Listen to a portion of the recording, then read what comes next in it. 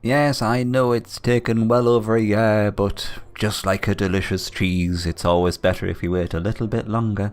So welcome back to the Cheddar-tastic Ultimate Uther Annihilation finale of Disciples 2, the Legions of the Damned campaign. I am not stopping this episode until we're all done. Well, I might stop in between enemy turns because it takes them ages to make their mind up and figure out what they're doing, so that might still be a thing. So we're literally where we left off on the last episode. Mango can't really move anywhere because he doesn't have enough movement points, and I'm still thinking about leaving him here in this city until Astaroth shows up and we know what we're dealing with. So I'm going to end this turn here, and then we'll pick up as soon as our next turn begins. Now, I thought I would cut to this little interesting scenario because for some reason the Empire seems to have gone absolutely mental with its Golem summon, which is a tier 4 summoning spell, and they've just been absolutely wiping out all of the Dwarven Rod Planters, and now, because he summoned him next to one of our thieves, he's gone after the thief as well after taking out a Rod Planter. So I thought I'd take this opportunity to show you him, which is the enchanted form of the earth. The Golem obeys its master. It will only stop when its lifeless body is reduced to dust. And as you can see, it's a whopper of a summoning. 150 HP, which does seem low, but he's got 50 armor, immune against earth and poison, and does 70 damage to all units with an initiative of 70, which is just crazy. And I think I mentioned this sometime before, it might have been on stream, but this is the kind of summon you go for with the Empire if you just want to wipe out an entire enemy army, if they're all low tier units. Very, very good summon. On to the next turn, and the Empire has sent this sneaky little bollocks towards the city that we've just recently taken, whatever. Couldn't remember what word to use. Oh, good lord. Now, how was that for a welcoming party? That was just behind him there. This is fairly straightforward. I'm just... yeah, I think this is just going to be an instant resolve. I think Mango took a little bit of damage, and maybe the Fiend as well, but that's it. Now what we've got is... Ooh, that looks interesting. An Abyssal Devil, Doppelganger, Pandemonius, and Antipaladin. I'm guessing the Doppelganger would probably take on the form of Almodius. Quite possibly. I'm going to bring back Mango to this city, and then hopefully that'll be enough to draw these guys forward to us. I suspect they're just going to go for it. So we'll see what happens with them once we've ended our turn. Yep, he's on the move, alright. Is he going to make it to the city? He is, and then ignore it. Which is fine. The Abyssal Devils are also on the move. Now you see we're in a good position now, because Mango can pop out the city, kill some of those guys, and then go back into the city for more healing, just in case he incurs quite a lot of damage. Okay, I think it's time for one of the big battles. We've got Astaroth lined up with an apprentice and squire. For some reason. Succubus on the back line, which is probably his best, well, not probably, indefinitely his best supporting unit. We're going to start things off with Demonius, just to reduce the amount of damage he's going to be able to inflict. Now, it's a strange placement for Astaroth with him being on the top line, because we can essentially then shield the bottom unit from harm. So what I'm tempted to do is actually put either the Fiend or the Abyssal Devil on the bottom, and then put Mango within his line of fire, because if he does go for Mango, the damage he inflicts to Mango is going to be reduced by 85%, which is a remarkably high amount. I think we should be alright with that. Let's have a quick look at him again. He's going to do 180 damage times 2. He gets 2 chances to attack with that, so you may well go for the Abyssal Devil and try and take him down.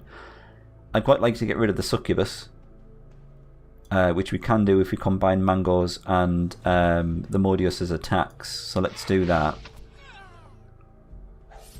Oh no, the damage.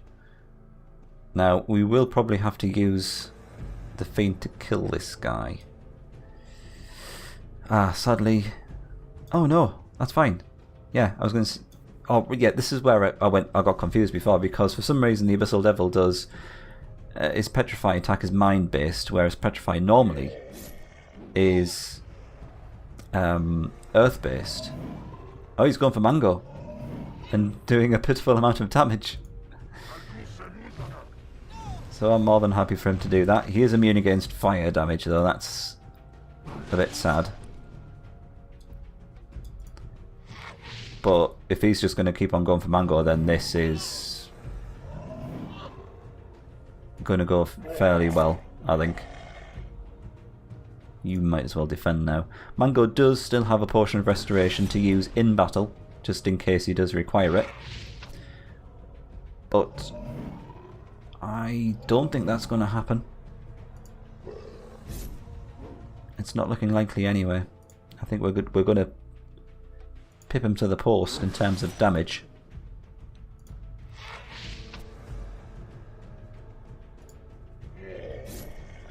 Especially if he poisons him. Oh, he doesn't. Oh well, never mind. It was a nice thought, wasn't it? And there he goes. Hopefully a huge amount of experience for us. 1,152. Sorry, earphone users. I was just quite excited by that. And a level up for Mango. So he gets a full heal. So that was all for nothing. Never mind. Another level up for the Fiend. He's doing 135 damage with 90 from the poison. So we might as well go on and go for these guys. Now, the Onyx Gargoyle is going to be a problem in this party.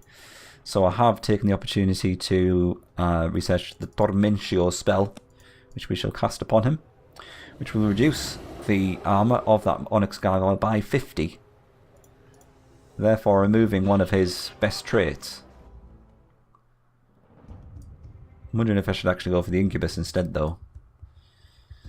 He's going to do 85 damage. That is not enough to kill Amodius, so yes, I say let's go for the Incubus. To make sure that we're not going to have any petrification bullshit going on. See, these guys would just easily take him down now. Wondering if I should go for this guy. So he's immune against poison and ward against mind, so no immunity or ward against fire damage, so the Mordius will actually kill the Onyx Gargoyle, so we might as well get the Abyssal Devil to attack the other Abyssal Devil. No petrification, sadly. He does manage to petrify ours. Because of course. That's the end of those two guys. So this should be fairly straightforward, I would have thought. You could potentially petrify Mango as well, which would be a pain, but then he still can't reach the Fiend, so the Fiend can still attack him.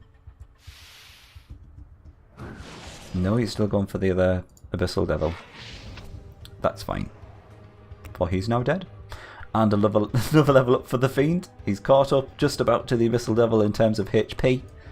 Still outdoing him damage-wise, especially if his poison kicks in.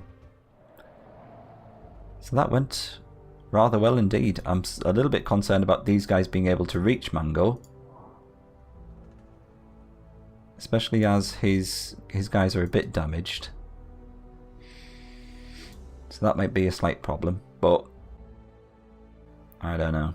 We might just have to see how that goes. I'm going to end the turn here, and then we'll see what happens with this guy. Time for another level up pack for good old Mango Boy, and we'll see. We've got quite possibly my favourite upgrade perk other than leadership available now. It's only when you get to level 13, it would seem.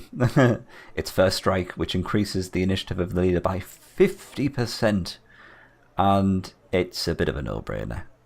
So let's go for that. Increases Mango's initiative up to 99. He's got 99 problems, but initiative ain't one. Interestingly, the other Abyssal Devil just stood there. It might have been because I hit him with some Mentor Potens to do some direct damage to him. but I don't know. We're going to heal up these guys though, because of course we are. Let's just speed up that recovery. I'm not really too bothered about this guy, or I've just noticed he's got an incubus, so that could be a bit of a problem. So I might actually remove him first. Actually, no, I'm not. I'm going to stick to the Abyssal Devil. I'm again going to go for some Cursed Demonius, just to reduce the damage he's going to inflict. Just because I think it's probably wise we do. Yep, okay, let's take him down. It's going to pull him off of course, the Mordius. It's exactly what we expected. I might take this opportunity to kill the Pandemonius, because I think Mango can. Yes, he should be able to, because that's going to reduce the damage significantly to our guys. So let's do that. Anti-Paladin shouldn't pose too much of a problem. He will go down if and when the Mordius hits him. Okay, like so. Can we finally petrify one of these guys? Nope. Still not happening. Does he get to petrify ours? No. Alright, fair enough.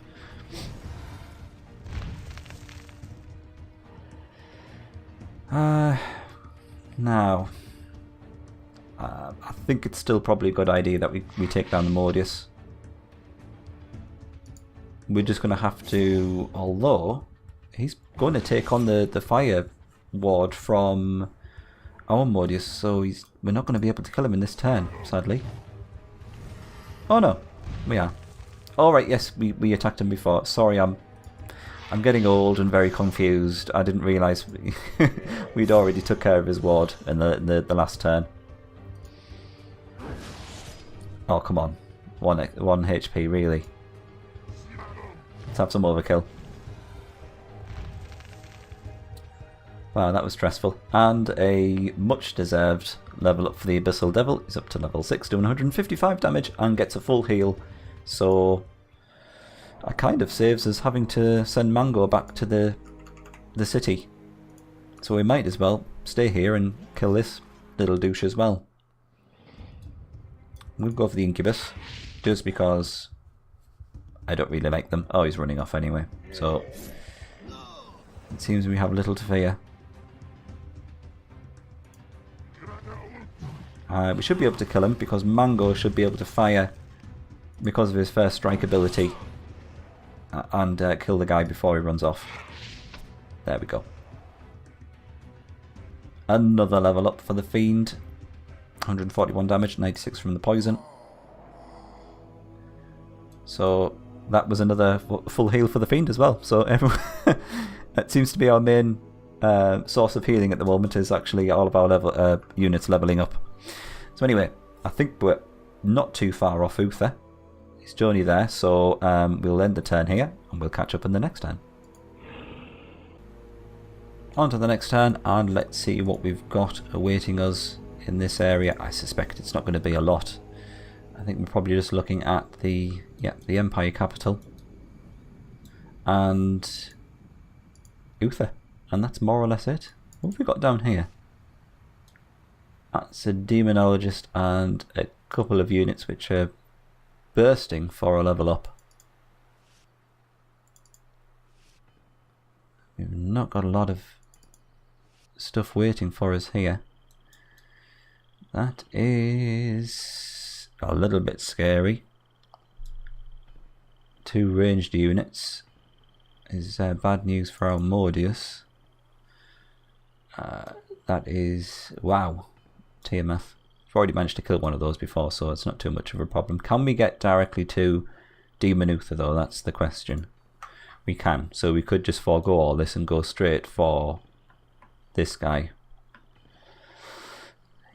Yowzers, he's got a lot going on there. Strangely enough, he's got a succubus on the front row, which is a very questionable position.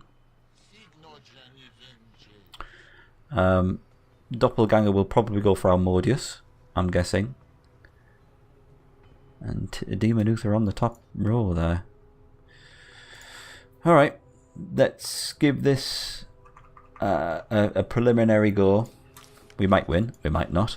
I've taken the liberty of researching Torchio Mente. Enchanted units have 33% less chance to hit, because I quite like the sound of it. 33% less chance is potentially 33% less damage. So we'll go for that one. We do also, of course, have Cursed Demonius, so we'll go for that one as well.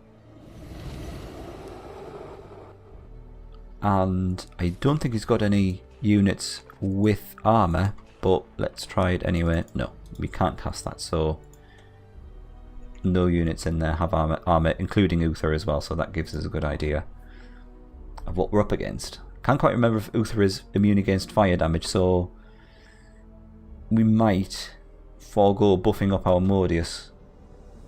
I might have to think about that. We've got 4 potions of protection, so let's give one to each of our guys. Quite like the damage that our Abyssal Devil is doing, especially with his petrification type attack, so I might give him the potion of swiftness to increase that damage further. I might even give him the potion of strength as well. Let's do it. I've got all these scrolls which I've forgotten about, so we're not going to be able to use those because we've not given them to a mage leader yet. Might even give him the potion of accuracy as well. Potion of celerity, what's his initiative at? 46. I'll give him the potion of celerity as well, so he's going to attack nice and quickly. I think we're almost about done. Potion of fire warding. That could come in nicely. Should we give that to the Abyssal Devil as well? Make him our main unit to get us, try and get us through this battle. Seems possible. Let's give it a go. I expect to fail, but we might get there. I'm hoping he's not going to send these guys to attack us now. We meet again. Watch me as I put Bethrazen out of his misery. Prepare to die, demons. Master Demon Uther is on the move. We must stop him before he destroys the infernal rift. Bethrazen must not fall into oblivion. Okay, I was slightly worried that these two guys were going to move into either attack us or move into our way, so then we wouldn't have been able to actually kill Bethrazen now that we've used all the potions. But it looks like we can go for it. Potentially the final battle is transformed into the Mordius. That's what we expected. I might leave the Succubus to the Fiend. That seems like the best course of action. Let's see what Demon Uther is doing. Completely transformed, demonic Uther knows no fear and will crush whoever stands before his ambitions. Oh god, it's that paralysis attack, isn't it? Yeah, that's going to be the problem. He's got a ward against earth damage, so that's not looking likely that we're going to be able to paralyze him anytime soon. Let's see if we can kill the Mordius.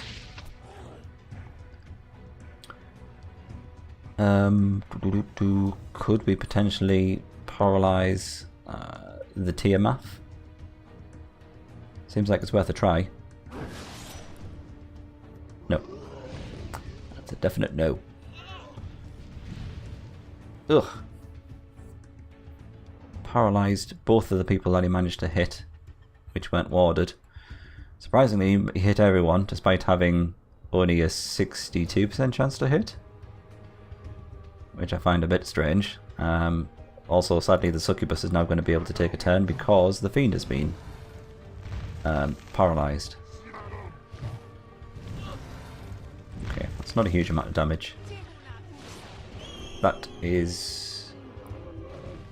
fairly fortunate. Alright. Tempted to go for the Succubus. Although, can he kill Tiamat? No, because his damage has been reduced. Oh, God. Yeah. As expected, this is not going to go well. I'm going to have to rely on the backup plan. Oh god, that's everyone paralysed. And yeah, I'm calling bullshit on the whole 33% chance 33% less chance to hit because they're hitting within an alarming rate. That's everyone hit again. Then he hits 2 out of the 3. He hits everyone. And then Demon Ooth is probably going to hit everyone as well. Yeah, there's something not quite right there. Anyway, let's instantly resolve that one.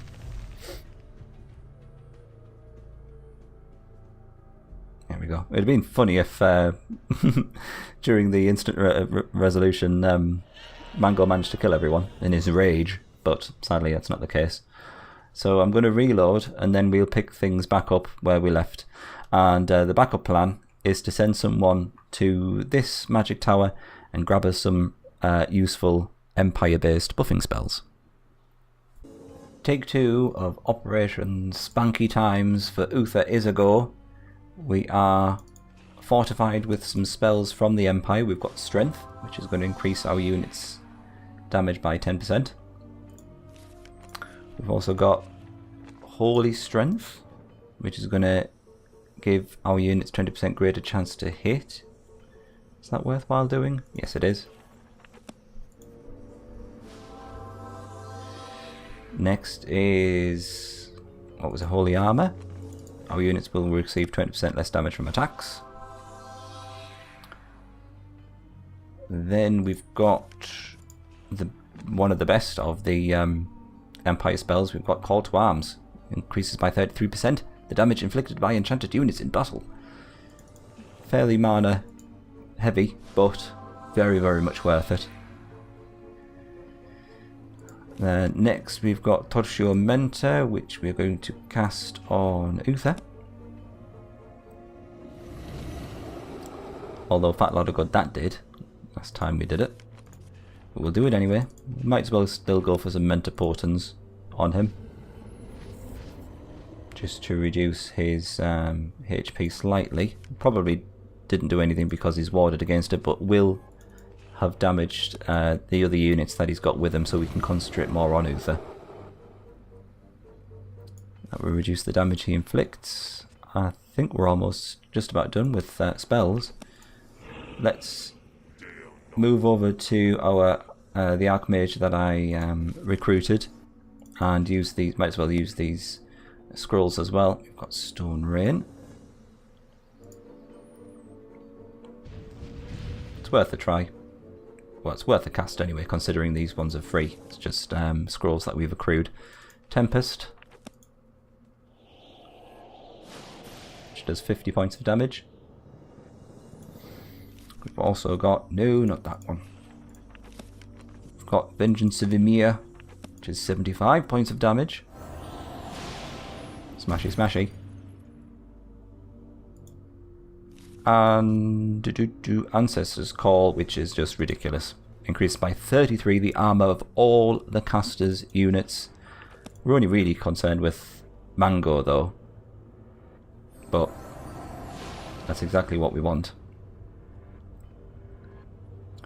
And while we're at it, I think it might be time for us to showcase another tier 4 summon unit, which is the Stone Ancestor. Oh no, it's a level 3 one. No, I think it is a level 4 summon spell, isn't it? We'll give it a go. Now I think this is, it's not quite the same as the Empire Golem one, because this guy is just a single target unit. I think you might have seen this one before. Oh, that's not the usual crap. Usual rubbish from Demon Uther there. So he does, yeah, 150 damage, 70 initiative, so nice little source of extra damage there.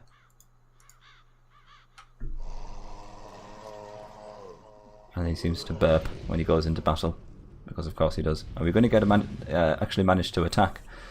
Looks like we are. So he wasn't actually paralysed by Uther, so we might as well take a swing at Uther, I think. Just try and reduce his health slightly.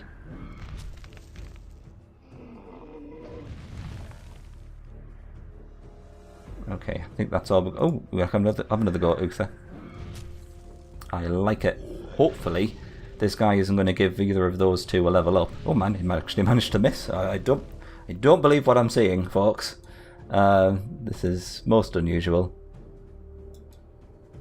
So we'll keep on going.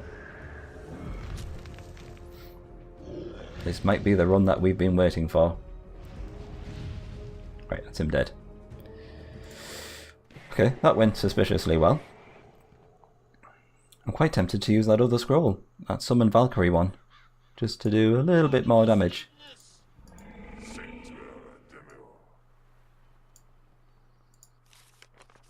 We might as well.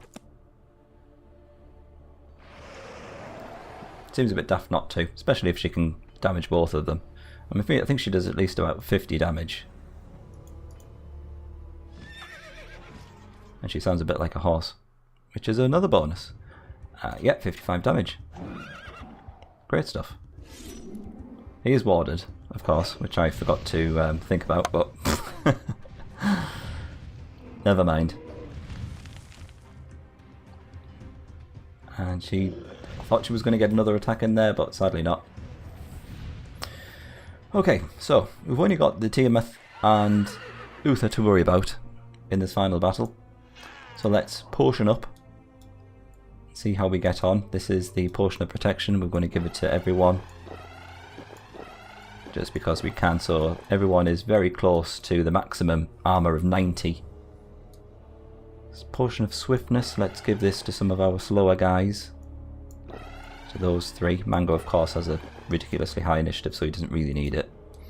Potion of strength, I think I'll give to the Abyssal Devil, because he did rather well for us last time. The potion of accuracy we don't really need, but he can have it anyway. And the potion of celerity. And the fire warding potion. Might as well have a potion of vigor as well. Okay. I think we're as ready as we're ever going to be, so let's give it a go. This is me actually trying to defeat Uther this time, not just the pretend try from last time. Alright, how can we kill Tiamat before he attacks? The Fiend could potentially kill him? Could he? Combination of the Fiend and the Modius. Although we do have to take into account Demon Uther's paralysis. That could be a problem. I might go for the Tiamat. And then potentially the Modius could kill him, because the Modius will be immune against Demon Uther's first attack. So let's try that. Yeah, you go for Demon Uther. 300 damage. Lovely stuff. Okay. Oh, he didn't paralyze it, Mango. That is marvellous. There goes the Tiamat. Okay. Come on, if we can get a paralysis, that would be incredible. Okay, he's missed the Abyssal Devil again. Come on, you can do it. Nice. He's still not getting him with the paralysis, and everyone's paralyzed. So there's nothing else for me to do but to sit back and relax and watch our plan unravel at the seams. Everyone does seem to be breaking the paralysis, which is, of course, a nice thing to see. Although he is still hitting everyone. And of course he would miss the Modius. The only person who can actually fire now, but he's immune against his damage, so we might as well get him to defend. So we're essentially waiting on two things. We have to wait until Demon Uther misses and our units break the paralysis. So it's not looking brilliant, although we're very well armoured. So we can, you know, we're outlasting a lot of his damage, and that's 3 of our units broken the paralysis. Can he miss someone? He's missed the demonic, what's his face? The Abyssal Devil. I'm getting overexcited, I'm terribly sorry, because I think this might be it. Because he didn't paralyse Mango or the Abyssal Devil. Could this be it? Goes in for the kill. There we go. Nice. Give me all the XP, please, and a full level up for everyone. Oh, God. I'm absolutely spent, I am. Demon Uther has vanquished Bethras and has saved. Our battle was not in vain. Which is sad because you didn't see, but the demonologist that we managed to keep alive throughout the entire scenario died at the very end. Let's export Mango so he can be immortalized as he should be.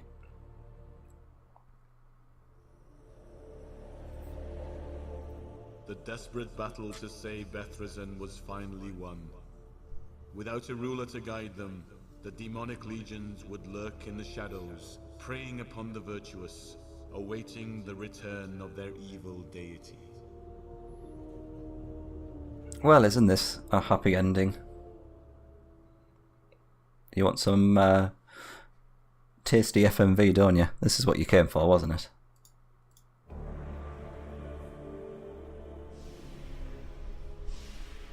In an unusual way, the struggle between the vile armies of Bethresen and Uther kept many innocents out of harm's way.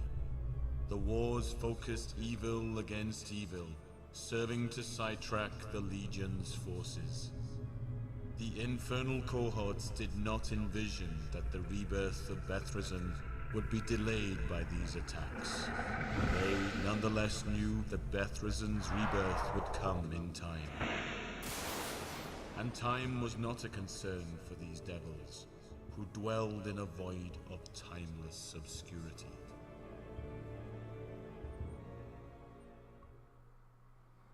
There we go. More good news for the demons. Oh, well. Although it seems to have taken a small lifetime, we've done it. The legions were finally victorious. I would like to thank you very, very much if you've stuck with me throughout the entire thing. I've enjoyed it. I've thoroughly enjoyed it. I hope you have too. If you're still hungry for more Disciples action, head over to my Twitch page. It's exactly the same. It's Yes to Quest. Just go to Twitch, search for Yes to Quest, hit me up there. Because at the moment, at the time of filming this, I'm about halfway through the Disciples 2 Rod Camp. Sorry, not Rod Camp. Rod Planter Challenge. We've succeeded with the Empire and are currently ongoing with the Undead campaign. I think this will be it for Disciples. To be honest, I think this might be it for Let's Play videos on this channel, full stop. And I know that's a little bit sad, but to be honest, I'm enjoying streaming so much, I think I'm going to go for that full time. Well, not full time, but instead of the YouTube videos. And then I think what I will do is I will export and take over the videos which are recorded automatically on Twitch and import them into YouTube, so you can watch them on YouTube at your leisure, so you don't have to rely on Twitch to watch their videos on demand. So that's the plan. I would, of course, love it if you were to join me live on some of our Disciples exploits. I'll be playing Disciples 2, probably Disciples 3 as well at some point over on the Twitch channel, doing various challenges and basically getting ourselves into many a pickle. So yeah, let's leave things here. I will, of course, continue to check out the channel, so if you leave any comments, I will respond. You know, I'm not just going to abandon the channel completely, so yeah, feel free to get in touch there. Once again, thank you so much for joining me in this playthrough. I hope you've enjoyed it as much as I've enjoyed making it. I know that sounds cliche, but it is true. So for one last time, ta-ta for now, Questers, and I'll hope to see you again very soon.